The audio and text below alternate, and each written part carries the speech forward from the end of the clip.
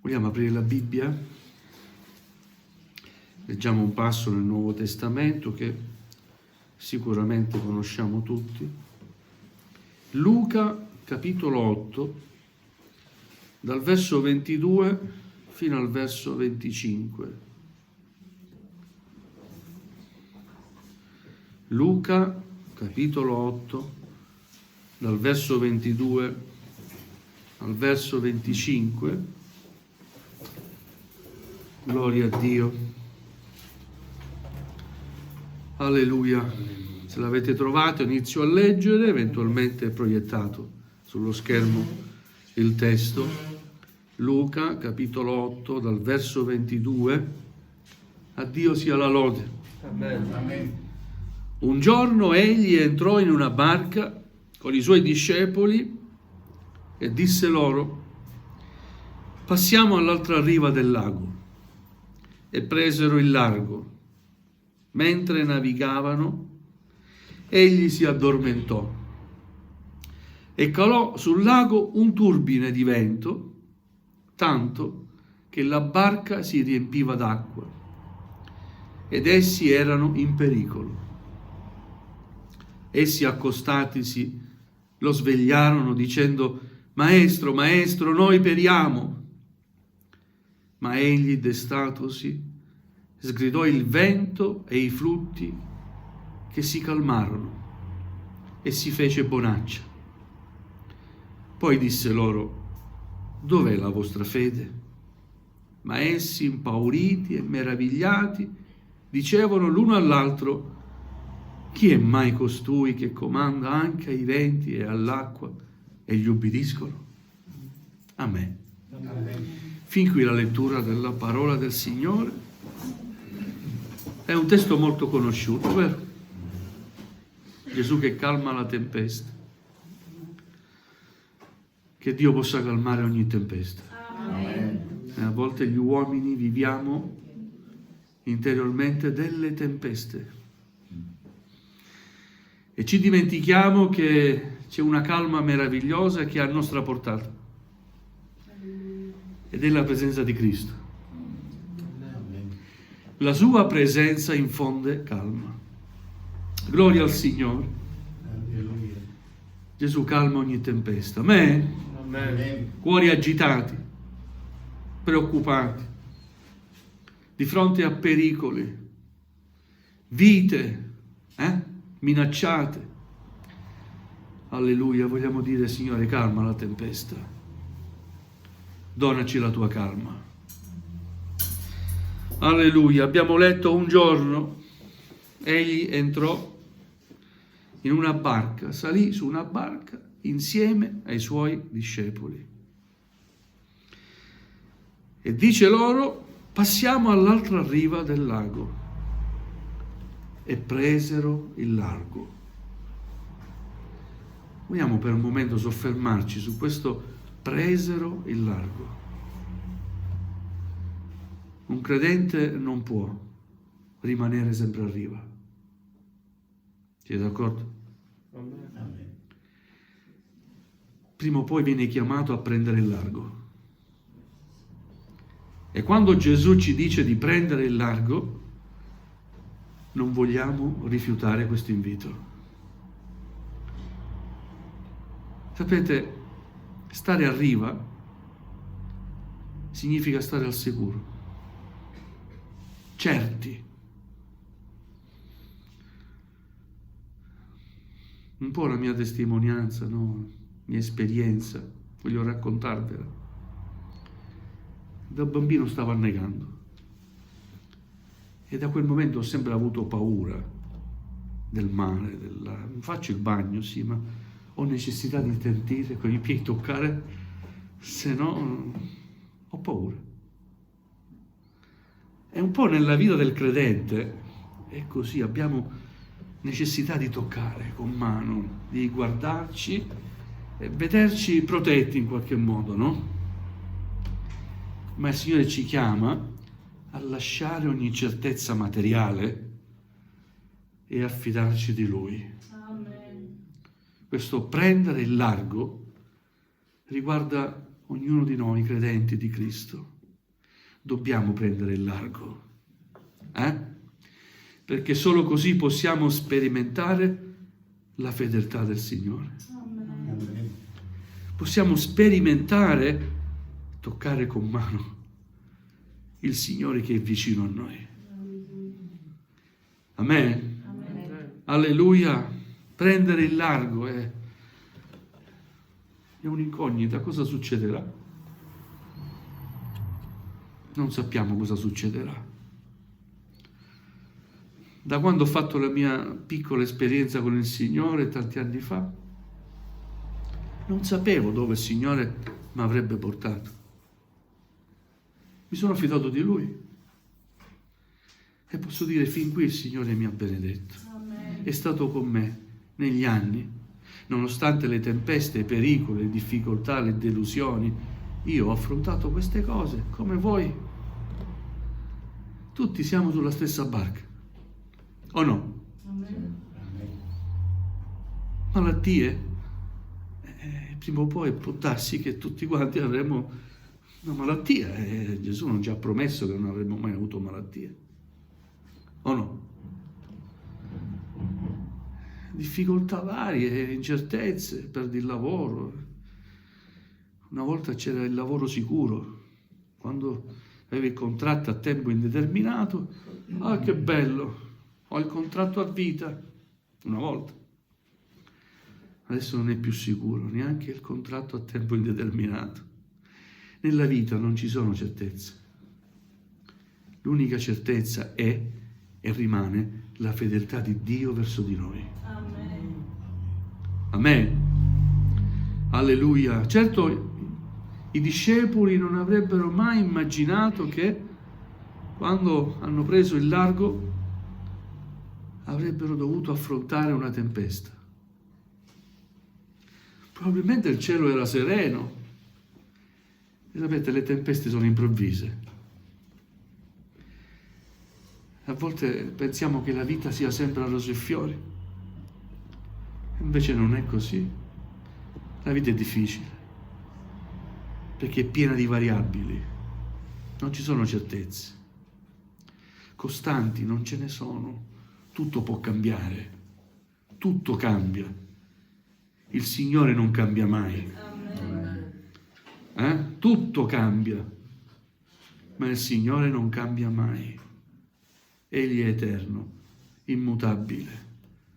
Alleluia, gloria al Signore. Amen. Passiamo all'altra riva del lago. Presero il largo mentre navigavano. Gesù cosa fa? Si addormenta. E quando Gesù si addormenta, calò sul lago un turbine di vento forte, pioveva, tanto che la barca si riempiva d'acqua. I discepoli erano esperti navigatori, no? Erano pescatori, ma in quel momento ebbero paura. Sapete, non importa l'esperienza che abbiamo, non siamo in grado a volte di governare certe cose. Per quanto forti e capaci possiamo sentirci, siamo nulla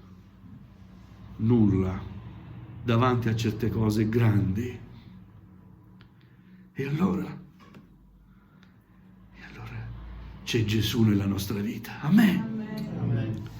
Alleluia. Gesù, anche se si era addormentato, era in quella barca. Gesù stava tranquillo. Perché? Perché Gesù sapeva che non doveva morire sulla barca. E con lui non sarebbero morti neanche annegati, neanche i discepoli. Ecco perché Gesù rimane tranquillo. Amen. Gesù sapeva bene che doveva donare la sua vita sulla croce, lì. Quella tempesta era qualcosa che doveva passare ed era forse una prova necessaria per i suoi discepoli, che avevano bisogno di capire chi era veramente Gesù. Amen. Amen. Alleluia. Quei discepoli che avevano visto tanti miracoli fino a quel momento si scoprono deboli, paurosi, vanno da Gesù. Gesù, oh, svegliati! Maestro, maestro, noi periamo. Noi periamo. Oh, fa qualcosa, Signore. E Gesù cosa fa? Destatosi, alzatosi, sgrida il vento, la pioggia, la tempesta, i flutti, e tutto si calma. Gloria a Dio. Perché quando si chiede il suo intervento, tutto si calma. Amen. Amen. E ti dico in questa mattina, sei preoccupato per qualcosa? Non dormi di notte per un pensiero, qualcosa ti assilla? Stai vivendo qualcosa che non vorresti vivere? Sveglia il Maestro. Signore, Signore, ho bisogno di te. Alleluia. Amen. Amen. Alleluia. Sapete, è scritto che Dio non dorme e non sonnecchia. È sempre sveglio il Signore. Gesù uomo in quel momento, forse come uomo, era stanco, aveva bisogno anche di riposare nella sua umanità. Ma sicuramente possiamo dire che Dio non dorme e non sonnecchia. Lo puoi cercare in ogni momento della notte. Ti è capitato mentre dormi pregare il Signore? A me è capitato. È il momento più bello. Nessuno ti disturba, c'è silenzio. L'importante è cercare il Signore. Maestro, maestro. A volte sembra che il Signore non ti ascolti, sta dormendo. No, il Signore non dorme. Veglia sempre su di te. Amen. Alleluia, maestro, maestro. Si fa calma.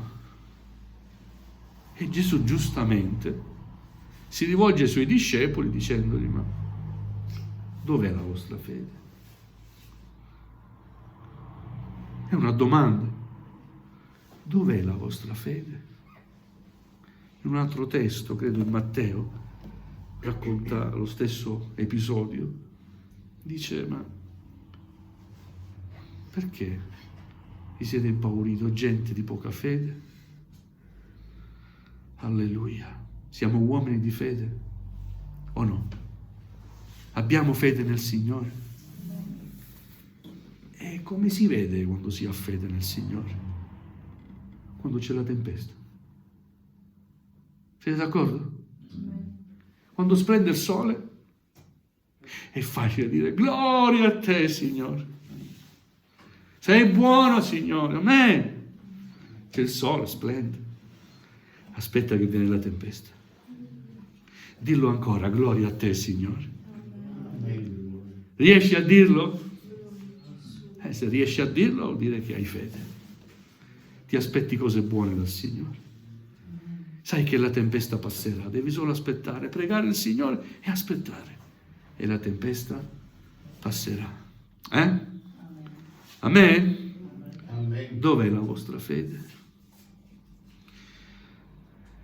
I discepoli, invece di rispondere al Signore, si parlarono gli uni con gli altri, impauriti.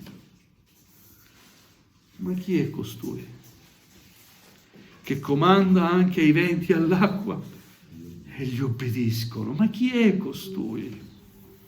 E io voglio dirti questa mattina: tu sai chi è Gesù. Puoi dire e puoi testimoniare a qualcuno: io conosco Gesù. Amen. E come hai conosciuto Gesù? Attraverso ogni tempesta della mia vita ho imparato a conoscere Gesù. Gloria a Dio, amen. Amen. Ancora per incoraggiarci voglio leggervi un passo in Isaia, capitolo 43. Gloria al Signore. È un passo anche questo conosciuto, ma credo ci incoraggi. Isaia capitolo 43. Leggiamo così: ma ora così parla l'Eterno, il tuo creatore, o Giacobbe, colui che ti ha formato, o Israele. Non temere. Alleluia. Ripeto, non temere, Amen. perché io ti ho riscattato, ti ho chiamato per nome, tu sei mio. Alleluia. Amen. Amen. Quando passerai per le acque, io sarò con te.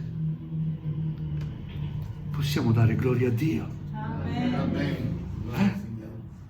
Quando passerai per le acque, io sarò con te. Alleluia.